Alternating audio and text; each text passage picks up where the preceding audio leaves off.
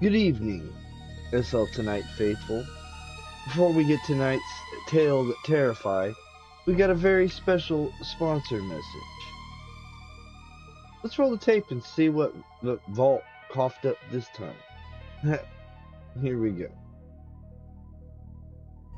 Folks, nothing beats that fresh wilderness breath like new grizzly gum.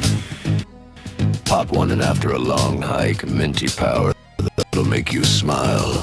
Fresh with nature's friends. Even the bears love it! Grizzly gum, tough, bold, and oh so refreshing. Wait!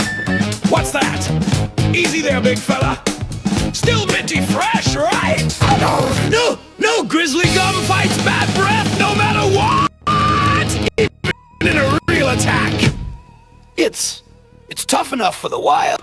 Cut that! We apologize for this unaired footage. Well, that was not the sponsor we were expecting. Again. Looks like Grizzly Gum's a little too effective out in the wild.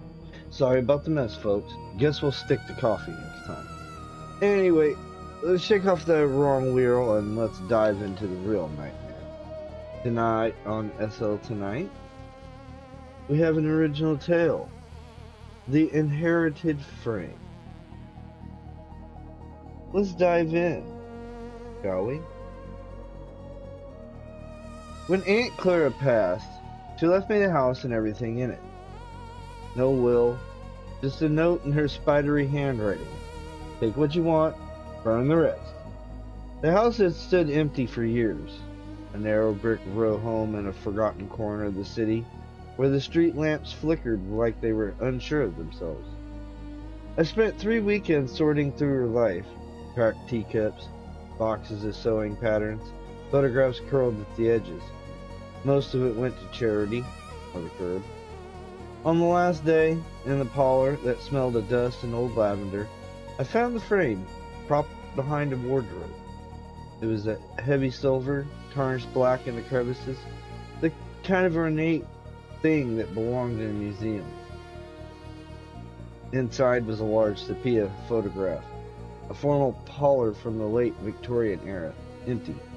High-back chairs arranged around a cold fireplace, a mantel clock frozen at 11:47, heavy drapes drawn against tall windows. No people, just a room, perfectly composed, waiting.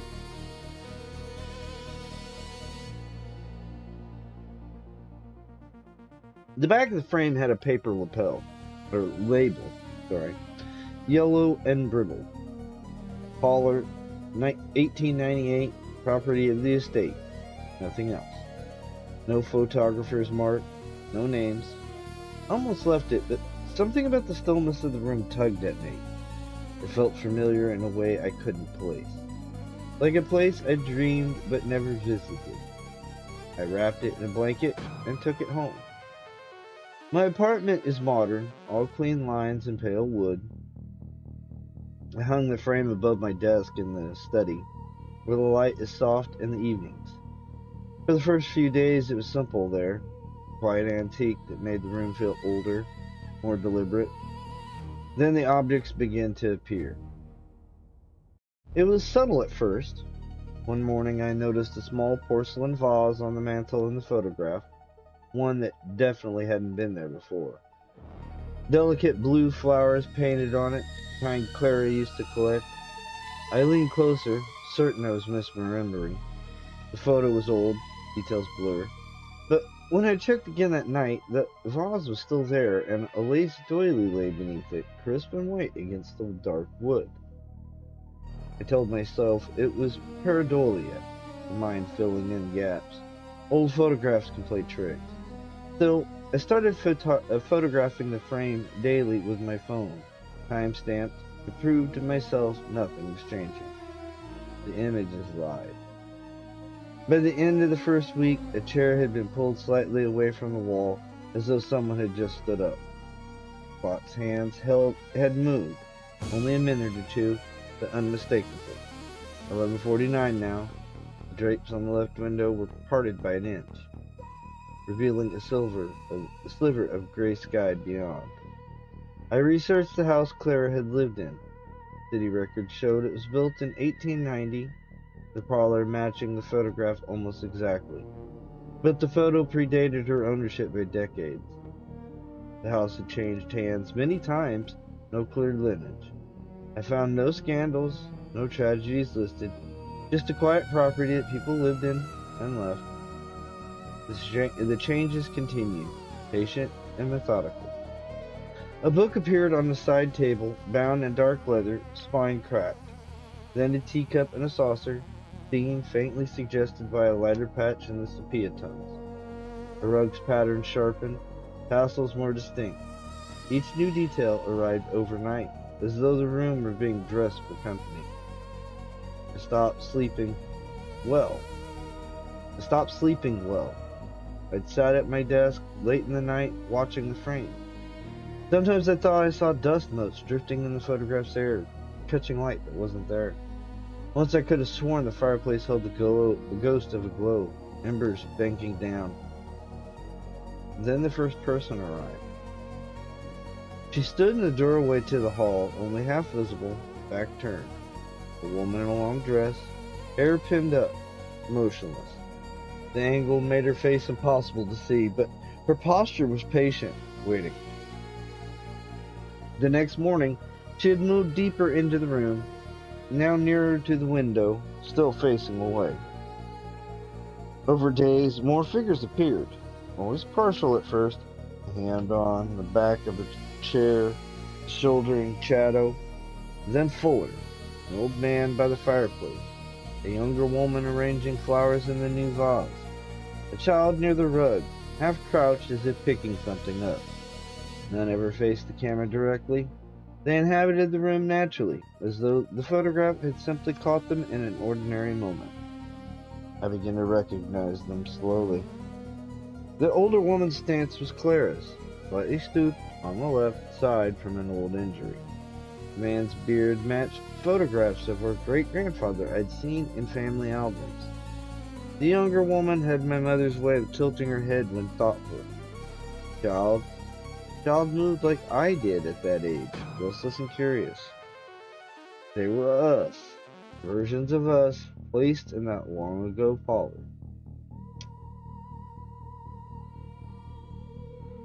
I tried everything rationally. Took the photo to a restorer. He said it was perfectly preserved. No tampering, no double exposure. Brought in a photographer friend. She saw the same figures I did and went pale. But her test showed nothing anomalous. I removed the photograph from the frame, scanned it, printed a copy. The copy stayed empty. The original continued to fill. The room in the photograph grew warmer, more lived in. Fire now burned low in the grate. Sunlight slanted through the parted drapes on good days. The people moved in small, domestic ways. The older woman dusting the mantel. Man reading by the window. Child playing quietly with a wooden toy that hadn't existed the day before. And slowly, very slowly, they began to turn.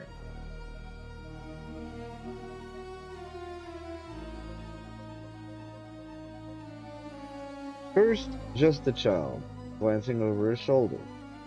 Then the younger woman, profile visible for a moment. The man lifted his head from his book. Only the older woman, Clara, kept her back resolutely to the camera. Started speaking to them. Quietly at first. What do you want? No answer, of course, but the room seemed to listen. One night I woke to find my study lamp on, though I had turned it off. The frame glowed faintly in the dark. In the photograph, all four figures now faced forward. Their expressions were calm, expectant. They looked content. I approached. My reflection in the glass overlaid the scene for a moment. My tired face superimposed on that antique parlor. Then the reflection faded and I saw the room clearly. There were 5 figures now. The fifth stood slightly apart, nearer the camera than the others. Modern clothes, exhausted posture, familiar eyes staring out. Me. I was in the photograph, standing in the parlor as though I belonged there. The others had shifted to make space. The child smiled. Man nodded, almost imperceptibly. Clara finally turned. She looked directly at me. Her face was peaceful, younger than I'd ever seen her in life. I reached out and touched the glass. It was warm. Since then, the photograph has stopped changing. The room is complete. We are all there, together, in the parlor, as it was in 1898, waiting. Sometimes, late at night, I sit at my desk and look up at the frame. The room beyond the glass feels more real than my own. The air smells faintly of lavender and wood smoke. I hear pages turning, soft creak of a chair, a child's quiet laughter. I haven't left the study in days. I don't think I can.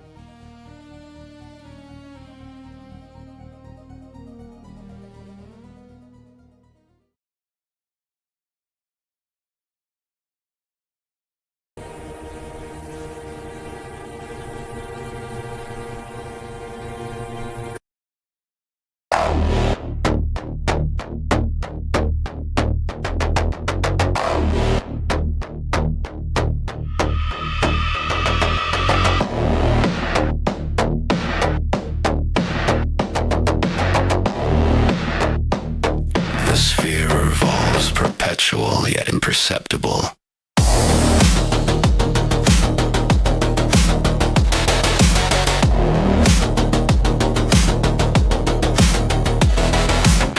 They've heard the asset was pristine and unambiguous.